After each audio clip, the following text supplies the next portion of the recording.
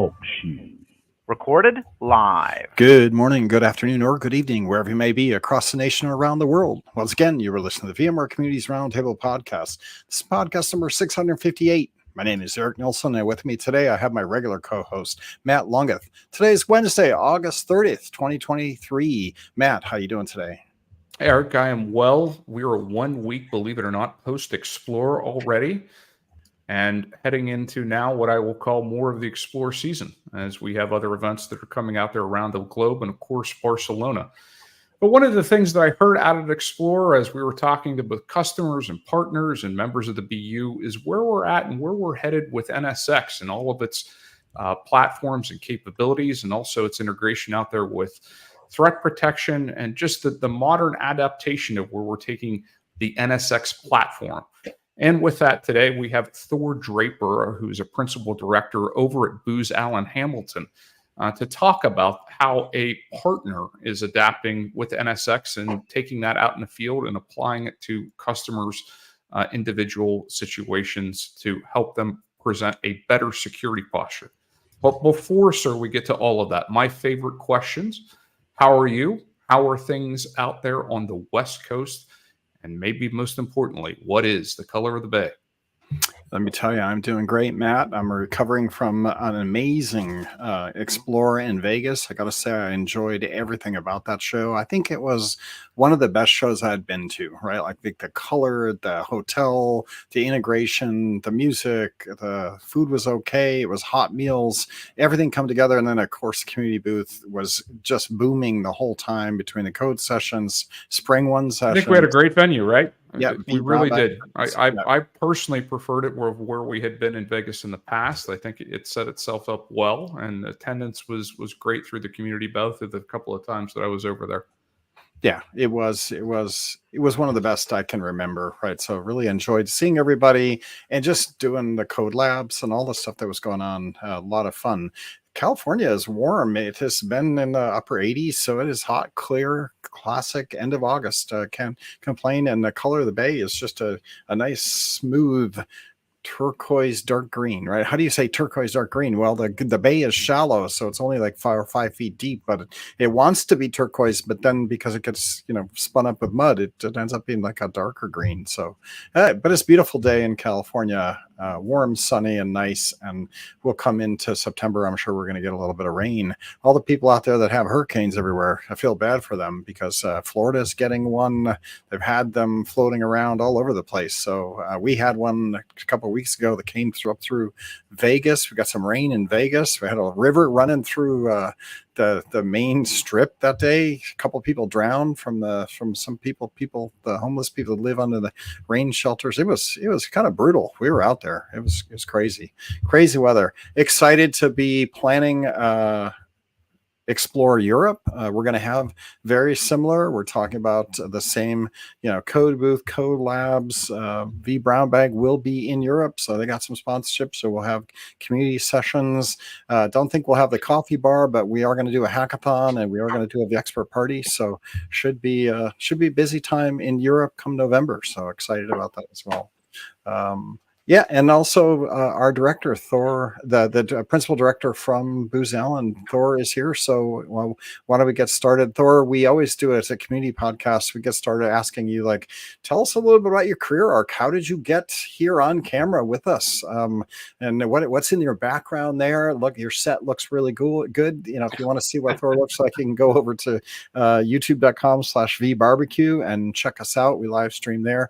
But Thor, give us a little bit of your career arc. How did you get where you are before we get into NSX? Sure. It's, it's kind of funny because as my son tells me every time I say it's a fairly unique career arc, he says everybody tells him that it's a unique career arc. But I do have a little bit of an interesting history, everything from, doing work in the Panama Canal of South America, doing work on maritime electronics, so sitting on ships and working on radios and radars and RF technology. So a lot of maritime stuff with some maritime or some aviation electronics mixed into that, helicopters and other things. But then moving into kind of the mainframe world, you might say, with a Project Viable, which was an Army initiative at the time, the largest contract issued to basically modernize the military. So I got to kind of work in Panama with EDS. I was working for a company called Motorola, but we were supporting EDS. So I got exposure to all the mainframe things, and then I moved to the U.S. And ended up working in the financial sector, in the banking side. And, one of my claims to fame, I guess, is the early installation of the first token ring environments within that space. So a lot of SNA, SDLC, and then 3270, then token ring with that. And then as I moved through my financial side, working for Lehman, working for my own contracting firm, and then ultimately make my way down to Charlotte, North Carolina, where I am now. Nations Bank, get to deal with merging of lots of companies and questions like, do we think this this IP thing is going to be a thing? Early on in my career. So little exposure, everything from large scale system design. I ran a lot of lab facilities within the bank infrastructure, testing every technology you can imagine. So it gave me a very nice breadth of experience. And then now, working with Booz Allen for the past 11 years, I had a little stint in the middle of that with a company called Symbol, who was bought by Motorola. So I got a lot of industry exposure there from, different technologies within transportation, logistics, you name it, energy, whatever, anybody who used scanners, Wi-Fi, et cetera. So yeah, we're now working with Booz Allen for the past 11 years. I've been with them, ultimately reaching the position that I'm in right now. I run a capability within Booz Allen. There's multiple capabilities, but the one that I'm focusing on is called Enterprise IT. It's a very, not a very clear name, but what it really means is enterprise hardening. It talks about zero trust architectures, and also looks at the whole vulnerability management and attack surface reduction. So, I like to describe it as all the stuff in the middle. All right. Before Matt jumps in here, because I know he's biting, I got a comment on your history.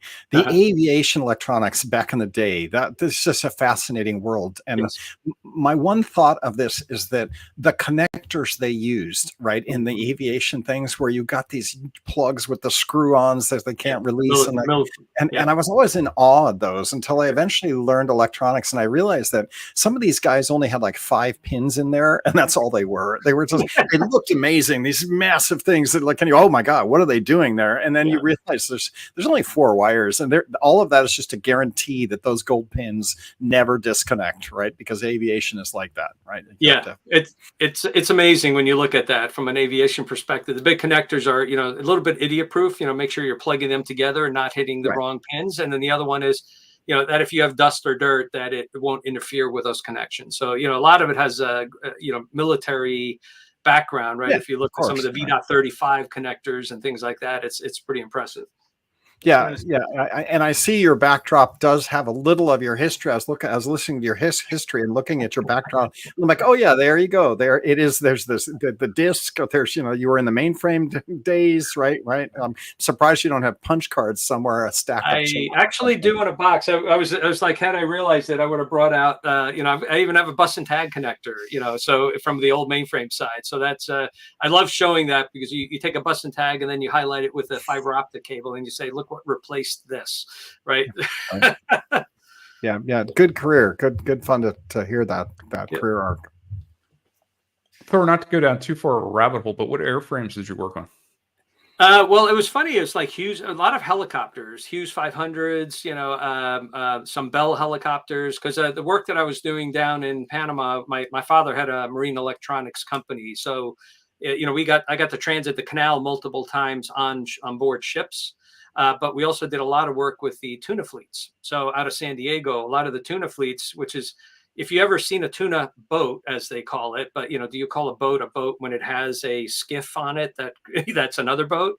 I think that's a categorization as a ship. But they are like electronic. You would think that they're Russian trawlers that are electronic surveillance, but the competition was so deep there that they had location finders, they had directional finders, they had all kinds of sonars and radars, and of course they would mount or land a helicopter on the basically on the top of the ship on the bridge, right? So they had a helicopter deck on top of the bridge where they would fly off of either the Hughes 500s or the Bell helicopters. Yeah, so we would MD 500, perfect to just land up on a bridge. The little birds, yeah. Yeah.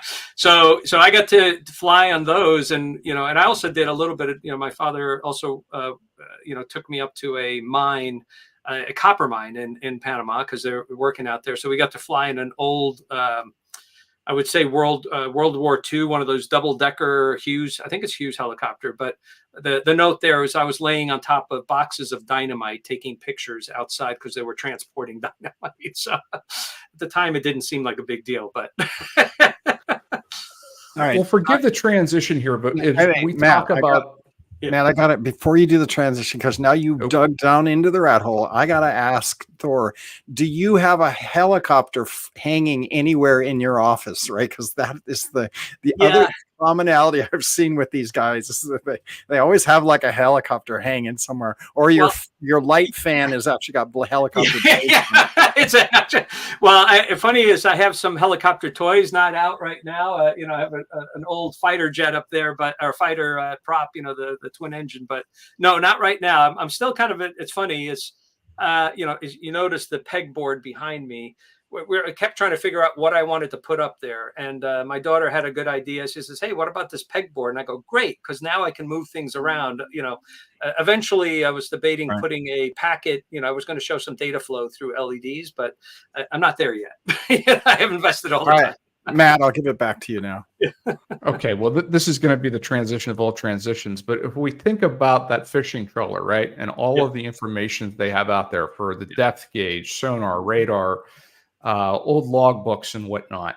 Mm-hmm. I think about that and the capacity of perhaps a partner or that consultant of the tools that we use out there to measure the customer's environment as far as that app rationalization process of onboarding.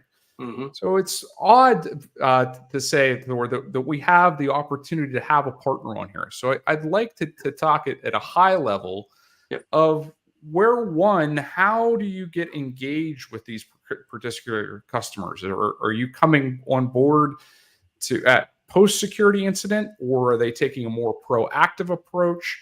Or has Booz Allen been a long-term partner with them and now they're adapting that strategy to enable more of some of these advanced capabilities that we have in NSX, or perhaps a mixture of all of that? And then how do you go about that process? Tell us about that story of walking through these large organizations and understanding what's deployed, what's out there, and somehow putting that into a set for IDS and IPS, and then and sifting through the process.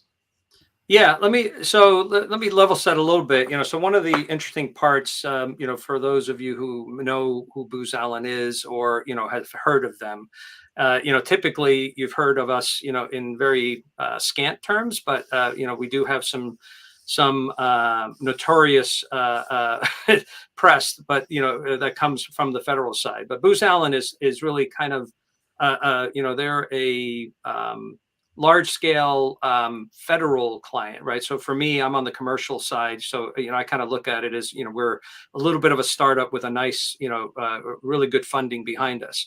But Booz Allen has a lot of very sophisticated capabilities that we do as an overall company.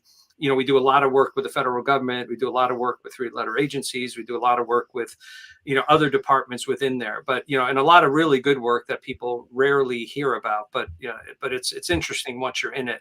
On the commercial side, we cover, any commercial client. We don't really do state and local. That's another part of Booz Allen. So really broken up into three entities: the federal, the state and local, and then the commercial side.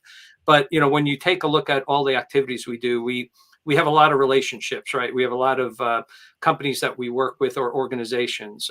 One of the drivers that you see a lot today with companies is called CMMC.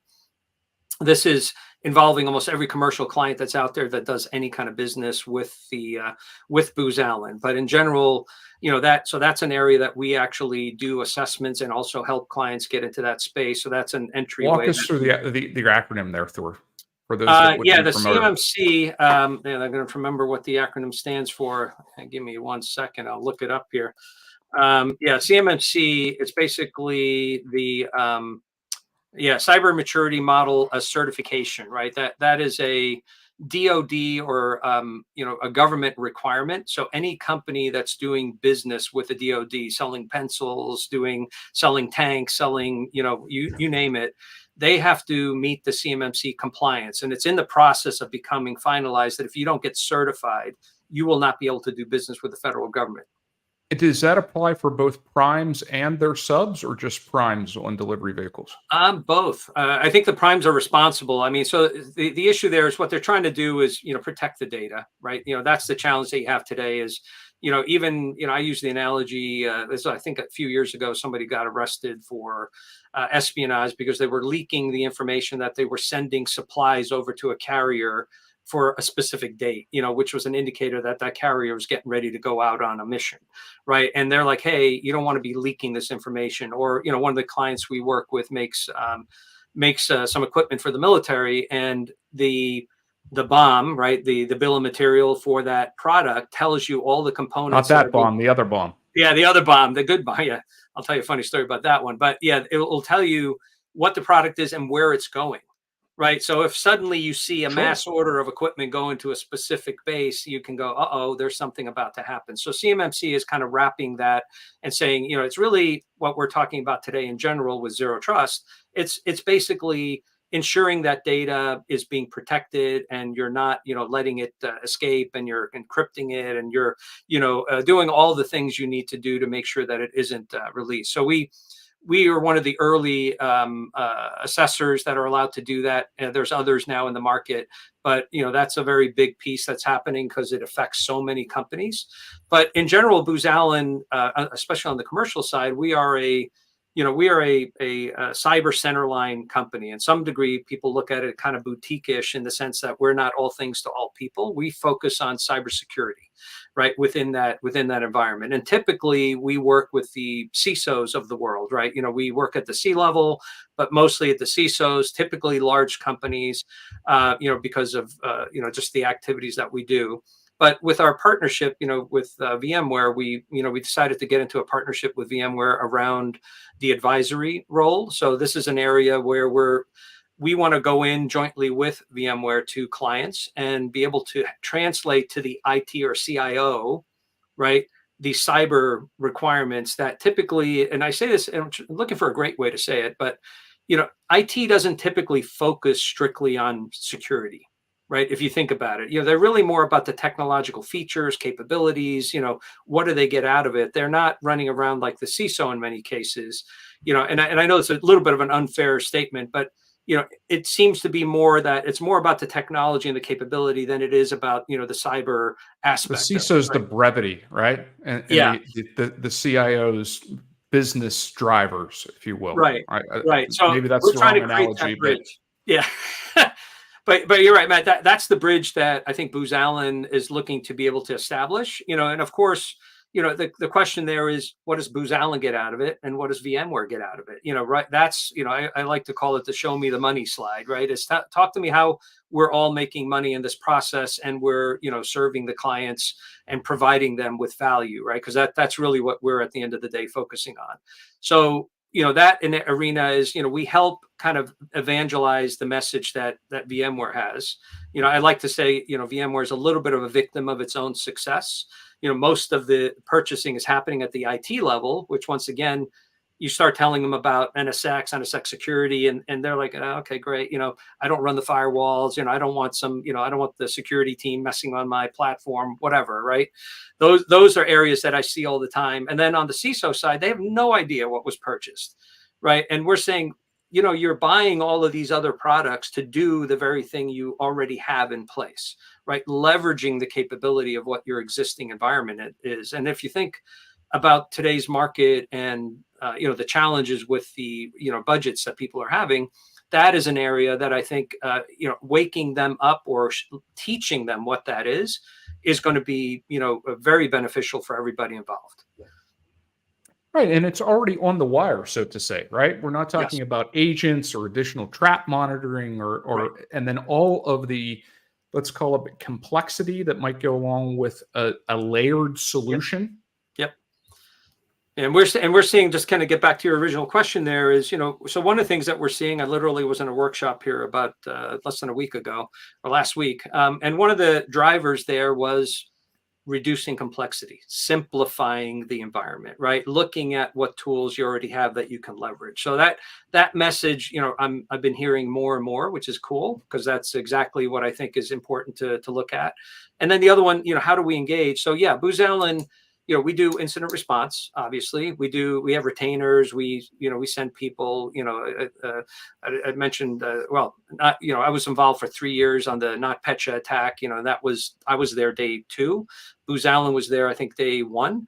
But we brought 100 cyber practitioners to this client in a matter of 1 or 2 days, right? So that was very unique, in that sense. So we basically didn't have all 100 there for the 3-year period, but like one of my areas of focus was to harden their industrial control base, their plants, right? So that was an interesting activity. Just to kind of jump back in my former life at Bank of America, or Nations Bank back in the days, we had developed what we called application network review, which was a technology that we basically said, let's take on a data analyzer, let's bring in an application and have them walk through everything, logging in, logging out, adding records, removing records, updating records, etc., to give us a picture of what this app actually did. So ironically, this is the early application characterization, right? But we did this in our labs. We had a full mock-up of our network. And when I say full mock-up, you would be jealous of the environment. I mean, we literally had every piece of equipment and all kinds of latency generators, you name it, that Dev most test people done don't. the right way. Yeah, I was like, hey, I could have made money just selling access to our facility, but it was pretty impressive, if I must say so. But that was like the early days, and I can tell you with the NotPetya event, when we went to the client, so we were brought in because of this IR event. We'd been there before with some other stuff, but we had actually recommended to them for a cybersecurity center implementation, and they were going to go with another firm. But when the event hit, they said, nope, we got to bring in Booz Allen. So that's, we were able to spin up a lot of practitioners that, others were challenged to bring in, which is nice because of our federal presence. We have over 7,000 plus, cyber practitioners, and I can barely do it justice, but it's a very impressive cadre of folks that, within Booz Allen's, cadre of folks that we have available to us. But one of the things we did with them is, we were given the directive, like, hey, we need to protect this plant. Why don't we sever it from the rest of the network and let it run on its own? And we said, hang on, let us take a look at it, right? And what we did is we went in and basically looked at firewall logs, pulled Splunk data, so it was a very manual, tedious process, right? Because the tools, at least 3 or 4 years ago, really weren't out there for you to get data flows, right? So you had to, what I call, live off the land to get data. Right. So that aspect gave us, we were able to identify. I think of a dry copper pair, right? Yeah. And you're sitting there and you're literally decoding at layer 1 of what's coming across. I mean, the intelligence tools that we had when this started was. Oh, terrible. Yeah. I mean, it's, and the best part, we go in, we say, what do you have? So we have to discover, because the last thing that I can do is walk in and say, install this. Right. Everything is down. You have 40,000 systems that are on the ground dead. Right. The security guard can't even look me up. He just points in the back and says they're in the back.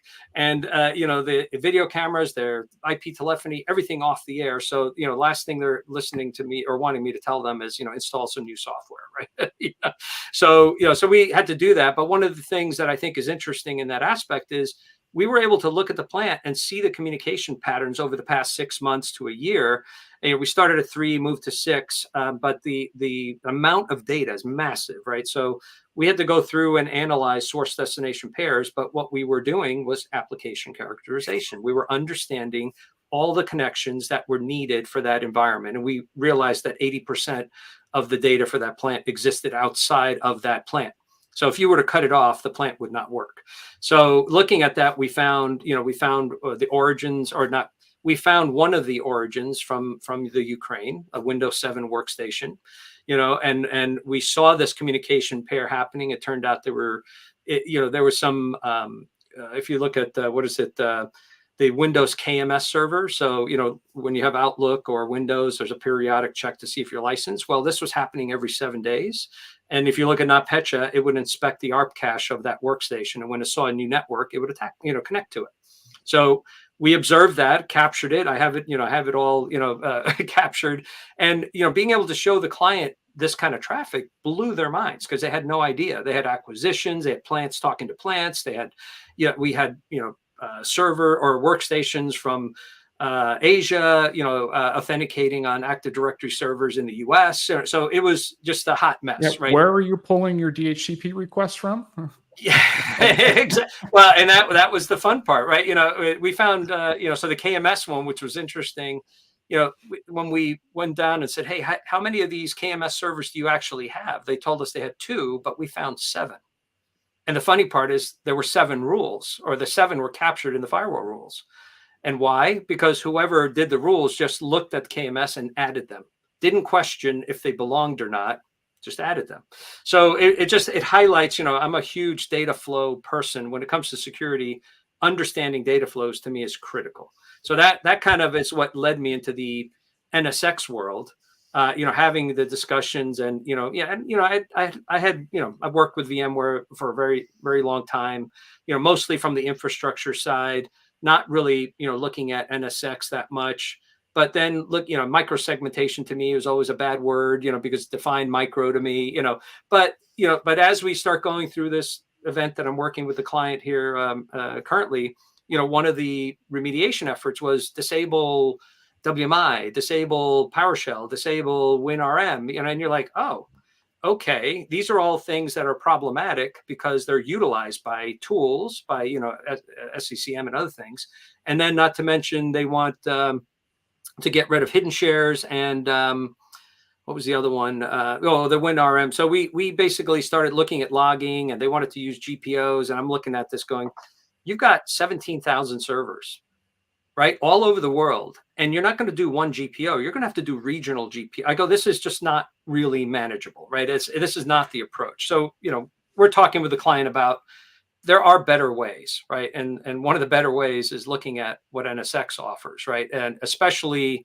the 2 aspects that I looked at was, NSX security, but then looking at, I guess, what was formerly called Verni, which is now, what is it, ARIA now? Or ARIA operations. Yeah, ARIA, and what really got me excited was the NSX intelligence, right? Because when I look at that, and then you throw your advanced threat protection, that mix together, I mean, wow, it's powerful, right? Now I'm not talking how much it costs, but I'm talking about the power that you're getting from that platform, right? And then the client that I'm working with just here now, one of their challenges were, that they deployed a tool, onto their systems, an agents-based tool, and they cranked up the monitoring to as much as possible.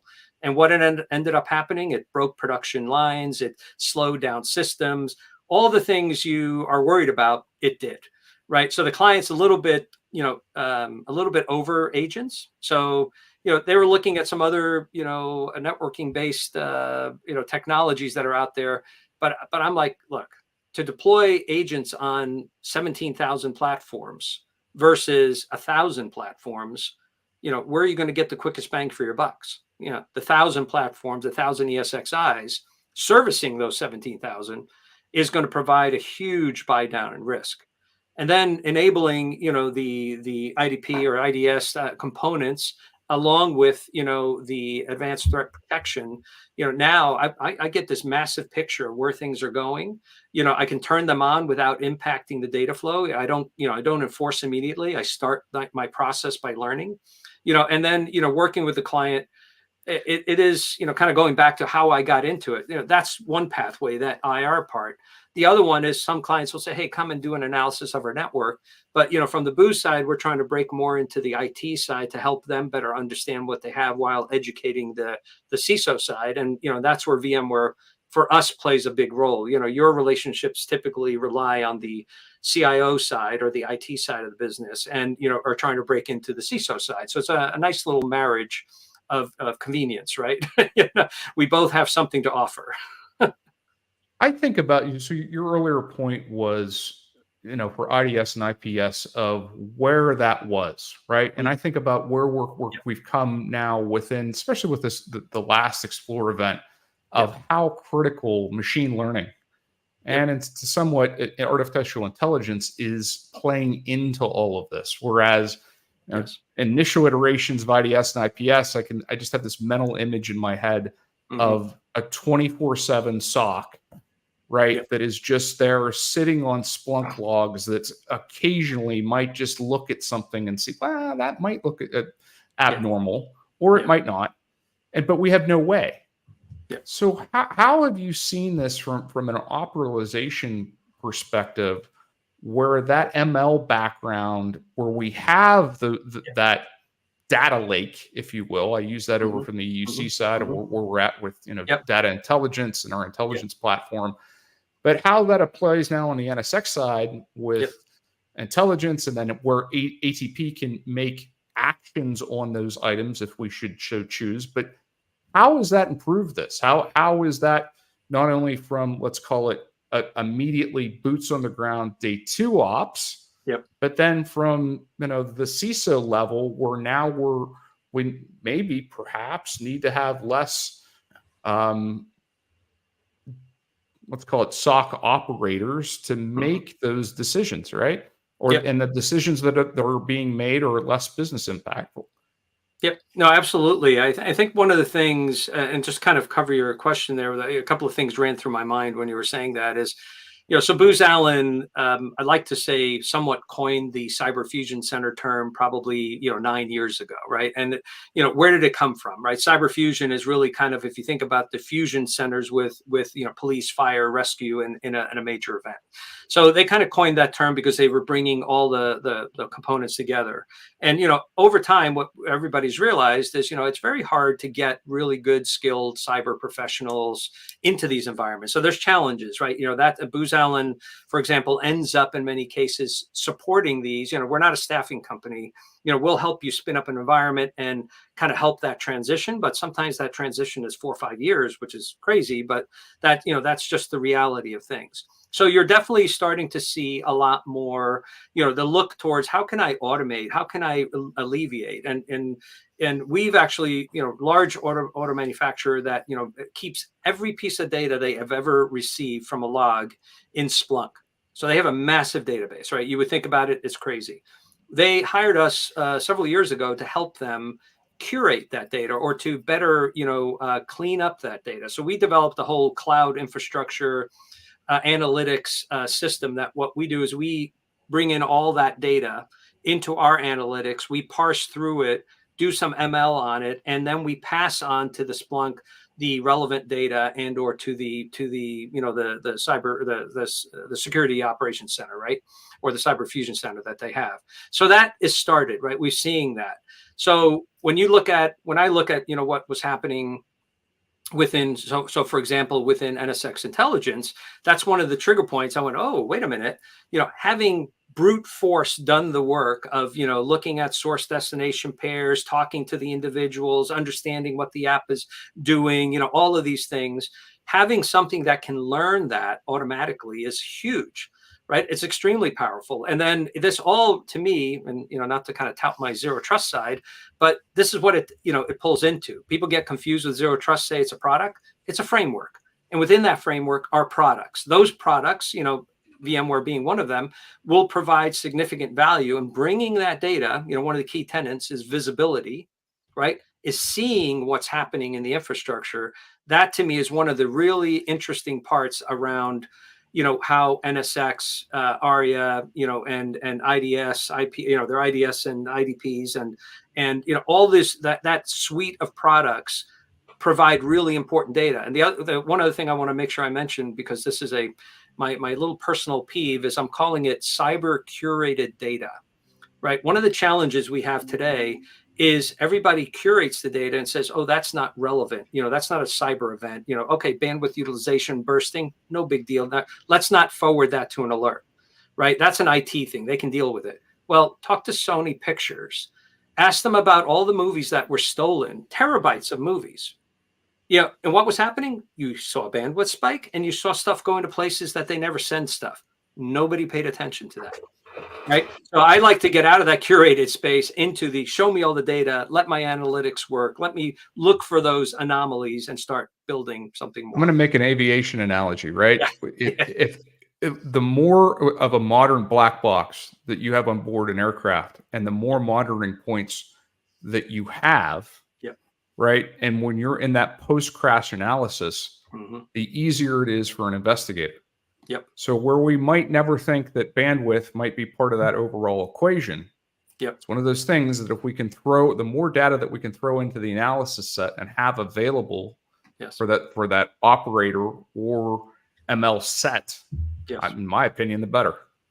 No, absolutely. That's why, it's funny because when we talk data lakes, people, sometimes they go, ugh, but the reality is if you have this data, it's a lot easier to have a bunch of data and then to parse through it and figure out what you need versus needing something that you don't have. Right. So I'd rather see that data go there and let me figure out what is relevant, not relevant, or throw out, but it's, it's definitely. That's a mentality mind shift, right? Because I could understand, right, from the SOC perspective, where we're looking at this is a human first analysis, and you have to kind of throw out and obfuscate the data that's out there to get down to the noise. But as we're throwing, let's call or leading with ML, right, where then now we can process this down to a certain set and then make an objective choice. Yep. And I'm sorry, Thor, go ahead. No. I just saw the little comment about zero trust in the cloud. Absolutely. What you're saying is, to me, it's as we say, attackers are for the most part humans, right? And ultimately you need a human to kind of realize it. But what ML brings to you is that quicker analysis, that faster assessment, that weeding out the noise, right? Getting that signal to noise, the more signal, less noise. So that to me is really kind of critical. That if you have it, then you can, do some meaningful work with it. There was a product many years ago, which was ironically called Nixon. And what it did was it recorded all the data on the DS3 circuit that was coming in. So literally copied everything. And you could have days, weeks, months, whatever. It's up to you how much storage you put in. But the interesting part was that when you had an event, you could replay and back up and see all that data, right? So they renamed it no longer Nixon, but the idea is, if you think about that from a telemetry perspective, if I'm collecting all this data and I'm able to kind of go back and say, oh, I never realized that they were going, every 0 day to me is what the joke is, right? It's a 0 day. Well, why don't we ever catch 0 days? Because we're focused on the last attack. We're looking for that signature. We're looking for that behavior, right? But if we have analytics and ML, we'll start learning what is normal. And if you think about zero trust, the defense in depth model, but it's the, basically it's what's the thing I'm looking for? It's it's almost like on-demand security. It's just it gives you, when I log in, it opens up everything I'm allowed to talk to. When I log off, it tears it all down. So dynamically allocating and removing rules. And if you think about it in the NSX world, moving workloads or shutting them down will, enable or disable that kind of connectivity. But to me, it's the point when you start looking at zero trust and what are the enablers. We're never going to be at the single vendor solution for all, because that's just not reality, right? There's always going to be a mix of vendors. But what you want to do is get out of a vendor as much as possible that can participate in that broader picture. And when I look at NSX, what excites me about that particular platform is the fact that it is is the fact that it's starting to kind of broaden out, and it's really giving this opportunity to inherit a bunch of data that I would require 5 or 6 other tools to do. Like you mentioned, placements of an IDS. Well, that's always been the fun part. It's great you buy them, but where are you putting them? What visibility does it really see? And how do you enforce it on the endpoint? How do you do life cycling of that endpoint? Right. Exactly. So that to me is the part that, that I think people need to start understanding. I get it. Agents, yes, it's cool. I can get as close as possible, but there's a cost. I joke that on my Booz Allen laptop, I have, I think, 13 different security agents, and it makes my Mac Pro look like my old MacBook Air. Why? Because it is doing a ton of stuff. It's scanning all kinds of things, and my fan runs sometimes for unexplicable reasons. And I know, they're doing the scan, they're doing this, they're doing that. But those are, I think, we need to get to the point where it's, where it's more kind of ingrained in the overall enterprise, right? So the infrastructure itself needs to kind of do this. I used to always push back on the concept of, why does everybody focus on the network being the security tool, right? When network people like make the apps for the security tool. This reminds me, I live in Palo Alto, and I'll up level this a little bit as we come up to the coming up to the end of the show. But we got 14 minutes left. But in Palo Alto, we started putting cameras everywhere, right? And everybody freaks out over putting video cameras everywhere.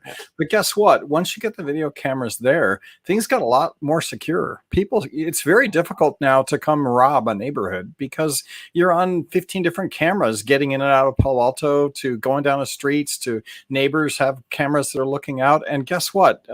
It's great for trackability, and it actually ends up with, if you have AI and ML applied to it, you can actually catch things in process, right? And the reality is that we're using it to keep everything more safe and more secure. And it's just such a big deterrent now that you actually see crime rate going down, because there's just such a deterrent effect now. And I look at data centers and data flow, and I kind of apply it the same way, right? Mm-hmm. If you have enough infrastructure there to be monitoring and you can apply AI to it, you actually just make it not worth doing, right? And I'm sure there will be some people that are out there, trying to push the edge, but it just makes it hard enough that you're like, I'm not going to share my Hulu account anymore because I'd have to have a VPN over to my friend's house that would get my same IP address as the IP address they're using. And pretty soon you just realize, I'm just not going to steal a Hulu anymore, right? And so I look at it the same kind of analogy where, this stuff is work, but if you put it in place, you eliminate a lot of the threats that would normally be there. So it is interesting. No, absolutely. Just kind of following on that point, it's having that visibility. Most attackers out there, are going to be, the defense in depth model, if you think about it, is a series of challenges that at some point people give up, right? It all depends on how determined you are, and I've long since thought of, if someone really wants to hack you, they're going to, right? So what is my goal in that process? My goal is to try to make it as difficult as possible for you to get there. Hopefully make you noisy in that process. So risk reward becomes expensive. Right. And then you can, higher. Yep. Yeah, exactly. And then you can turn around and, hopefully I can see what you're trying to get to and protect it. Or, if you steal something, then I can find out what it is. I look at the two paradigm shifts in my mind from cybersecurity were NotPetya and Stuxnet, right? If you think about those two paradigms, Stuxnet, very targeted, to a very specific set of equipment in a very specific location. I can tell you that we found payload. Right. But we found it, in US companies, but it didn't detonate because that wasn't the target. Right. And the other part is when you look at, NotPetya, similar, that, it was more of a supply chain attack, but the broad impact of, the companies we were working with were collateral damage to the actual targets. Right. So this was a great example, but their collateral damage was not just that they ransomwared everything. It's the fact that they intended on destroying the data. They never intended on getting the ransom. So, the unimaginable happened. Your entire enterprise went off the air. Right. In the client we were with, 40,000 systems like that, and ultimately their long-term cost to that was $1 billion. Right. You have Maersk, who was out, and they talked about their $300 to $400 million cost for, the remediation effort, so, and looking at this client, and looking at the work and the amount of people that we're having to bear on to the client and the amount of resources they have to consume, because now we're touching every piece of equipment, having them do things like upgrading from an older version of ESXi to version 7. right? That is not a trivial event, and then having them do, all kinds of hardening activities in that environment, lockdown modes, using PAM, going into MFA. These are all fairly heavy duty things, right? So looking at that and saying, hey, how can we turn around and leverage that, or leverage other technologies to protect that environment? That's kind of what Zero Trust is talking about, where there's a ton of things within NSX that I can leverage to mitigate, or, as I think the phrase has been, to virtually patch things while I get to the point of being able to patch them, right? But yeah, and I see the comment about the cyber insurance. This client who had the $1 billion impact, they were in court for years because basically the insurance company was trying to get out of paying it because they're saying, no, it was an act of war, Russia to Ukraine, but this wasn't a Ukrainian company, right? They just happened to have an office that used MEDocs, which is their version of TurboTax, which then, hit Maersk, hit a bunch of other companies, that were global. So the insurance, yeah, it'll help, but, be prepared to fight, right? And I think one of the things we're doing a lot of work with some of the insurance and legal firms today is they're starting to go, wait a minute, what are you doing? Prove, not just doing this CSF, but prove you are doing cyber work, that you are trying to mitigate an attack. Now, I had one client recently, which blew my mind. They had a cyber attack. They were remediating, and they asked us, to do a couple of things. One of which was to review kind of their overall plans, but the other one was to review their network. So we did a whole, we went and scanned their environment, vulnerability management, looked at their deployment, and we found tons of problems.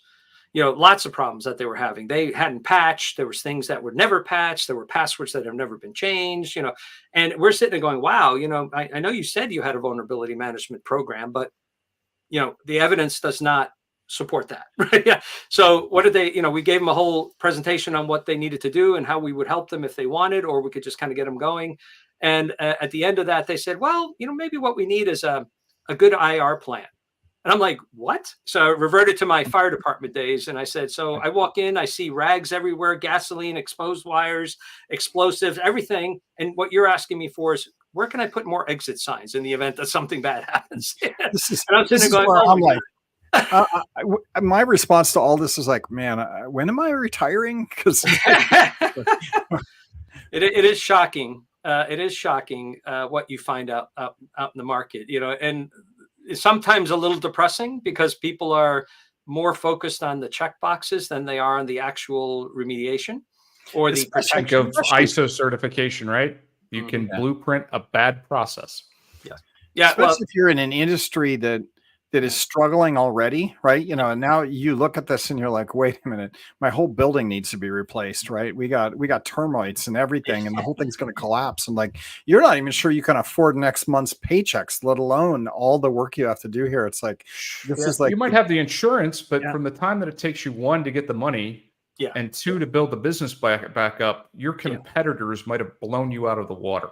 Absolutely. Yeah. And that, I like to say that every client that I've gone to that has been breached, they were PCI certified, right?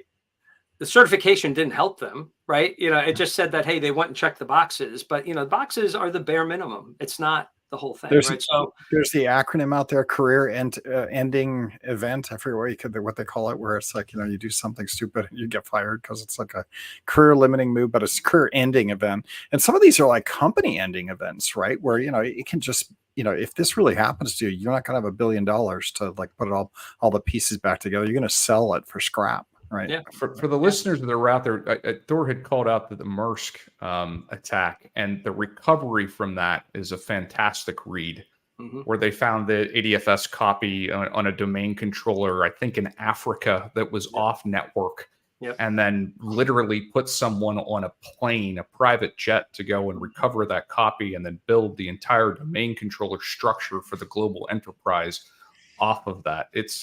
It's easy to Google. We'll put the links out there in the show notes, but it's a great read. And just to note, they weren't our client. I'm very careful about not talking about the client, but that one, they were public about what they did, and it is a very good read. I mean, and I can tell you, when you really sit down, and it probably deserves a longer discussion, but if you think about recovery, and that's one of the other things that interests me about the DR as a service with the NSXi, is if you think about it, when we got into that place, everything was down. So we had to try to figure out what did we need to bring up first. Now, luckily, their backup system had been encrypted, but not the storage. So it didn't touch the actual backups, which was great, because then we just had to restore the backup system. But even then, the big question became, I'm going to have to restore my Active Directory. I'm going to have to, am I going to do SCCM? What am I, which servers am I going to start bringing up? And I can tell you, when there's, I think about that for a runbook perspective, right? If we're looking at agent-based, IDS, IPS, that's one. If there is an event, and we haven't a plan for the contingency where we're doing, let's call it a BIOS level wipe, all the additional complexities then to bring the estate just back to day zero. Oh, yeah. And I can tell you with the client, even 3 years later, there were some machines they had not restored. Right. And some of it was nobody asked for it, so therefore we didn't. But, being that they had some regulatory requirements to keep data, so they were keeping them there. But I can tell you also, 3 years later, when they did restore a machine, suddenly NotPetya tried to kick in again. Right. It was on the backup. Right. Luckily, they brought it up in an isolated environment. But, we try to tell people that from a cyber, so when you think about your DR, right, you think about RTOs and RPOs. A cyber event's completely different, because you cannot start recovering until you understand what it is that happened. Right. So that delays that whole beginning until you get a handle. And I can tell you, we did start things up early days, in the NotPetya attack, because nobody knew exactly how it was coming or how it was propagating at the time. So we were doing things like disabling WMI, disabling PowerPoint, and then seeing what the impacts were. And we're like, okay, great, we can go here. And then somebody complains that they couldn't do something because that was missing. We turn it on and we're like, oh, damn. So we had to really figure all that out. I mean, that was the how does synthetic testing that are pulling out of the intelligence that we're bringing into the environment help then to mitigate the risk as far as RTO and RPO times. Yeah, and I back in those days, I coined what I called burst DR. I called it. Everybody's like, "What is that?" I go, "Well, I want to be able to keep a replica copy in the cloud, and basically I can burst over to it and run off the replica copy if the local copy is bad, and if the replica copy gets blown away, I just restore it and fix it until I get it running." Well, now with VMware's DR as a service, I'm like, damn, they stole my idea. But that concept to me is very appealing. Also the other term, we talk about digital twin. Typically, Booz Allen talks a lot about digital twin around replicating entire military bases, all the infrastructure, and so forth. I was looking at it and say, well, why can't I create a digital twin of your IT enterprise? Why can't I have a digital twin of your data center, right? And this way I could have a place that, you want to test patching, you want to do this, I could run it over there. Yes, it takes more time, but we're, in today's environment with the resources that are available to us, it's a lot easier than it was, 20 years ago. VCF, part of that stack, and if the customer has adopted that, easy enough to replicate that over to a site, whether it's on customers on-premise deployment or through a DRaaS provider or even one of the hyperscalers. Yep. And, and then, the other thing, like I said, with this current client, and we're talking about NSX in general, one of the challenges is they still have bare metal, right? So we have to kind of figure out how do we handle that. And they do have a bunch of cloud native virtual machines, which are like, okay, how do we handle that? And I know VMware is kind of looking at a couple of things. One of the things was looking at NSX Gateway as a potential component in that mix. But, like I said, the platform, now that we're talking about NSX Plus, becoming a broader platform, I'm hoping to see a little more envelopment of those. We all think that, bare metal is gone, but the joke is I keep running into mainframes, and I could have sworn that 20 years ago they told me it was dead. But I had it less than a year ago. I was working with the client. The Fed and high sec markets, I would absolutely think that there would be a mandatory requirement where you're moving the hypervisor out of that situation. Custom developed OSs.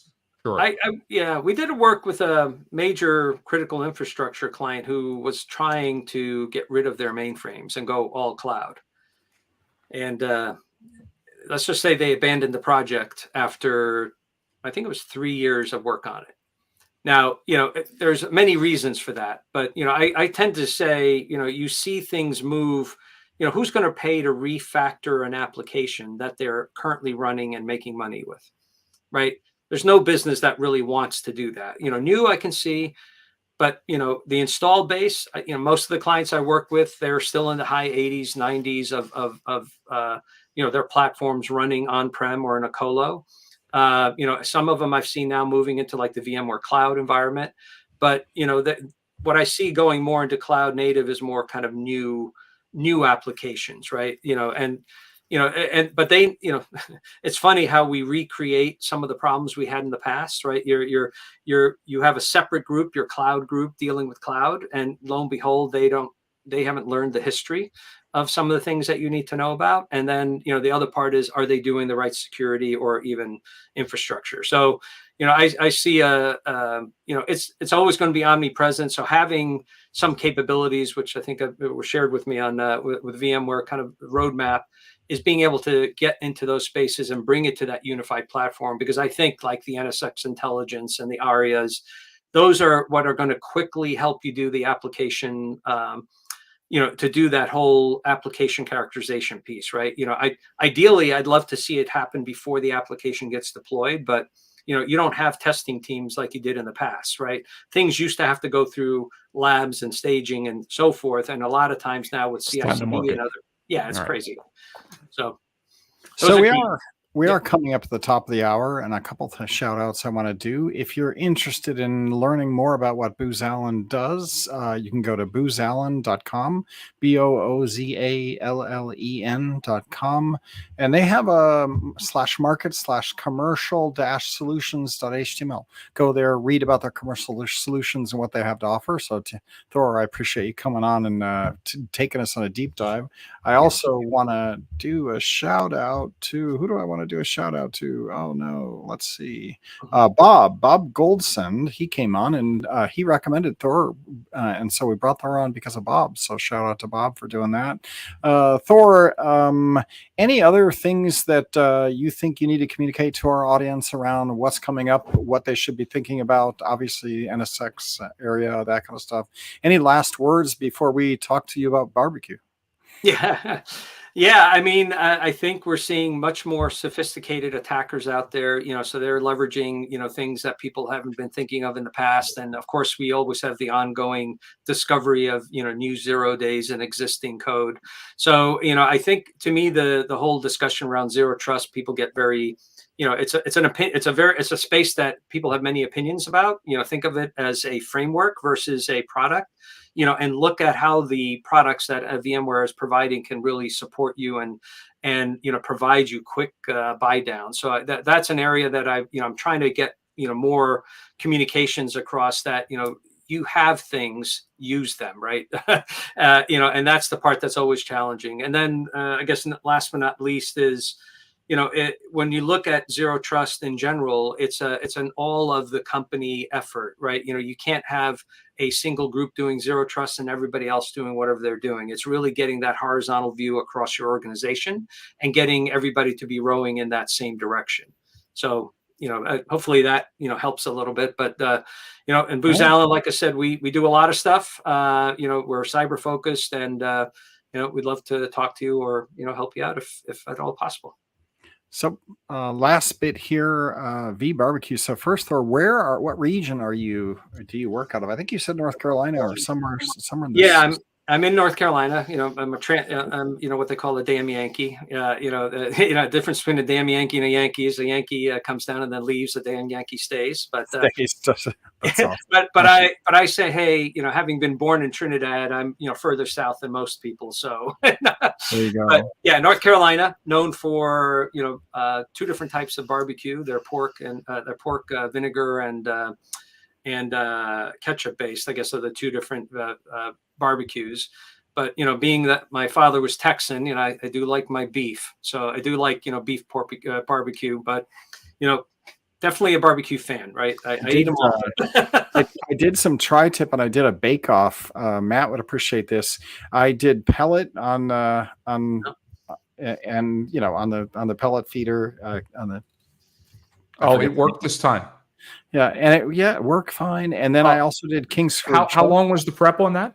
No, to actually get the feeder to work. Okay. Just put it in, and did the pellet, and then I also did charcoal, right? And I did Kingsford charcoal. So I did 2 tri-tips, and then we did taste offs, and everybody liked the Traeger. Like everybody liked the smoke, tri-tip. So there you go, beef smoked, and it is true. The smoky flavor just outwins the charcoal, right? And so, there you go, Matt. We're going to definitely get you one of these days. We're coming up on podcast. I'm sure that you have 20 hours into that entire experiment across the weekend. 659, our podcast. I was thinking, like, when we get to 666, I think that's the time to send you your Traeger, right? When we're, Okay. That'll be the perfect show number. All right. Well, that's all we got for today. Thanks a lot for everybody listening. Every week, Wednesday, 12 to 1, we produce our podcast. We're be back again next week. Looking forward to those in Europe who are listening, want to go to Explore Europe. I would definitely sign up. The event team was November 6th through 9th. November 6th through 9th. We'll see you over at Barcelona. All right. With that, we're out. Thank you.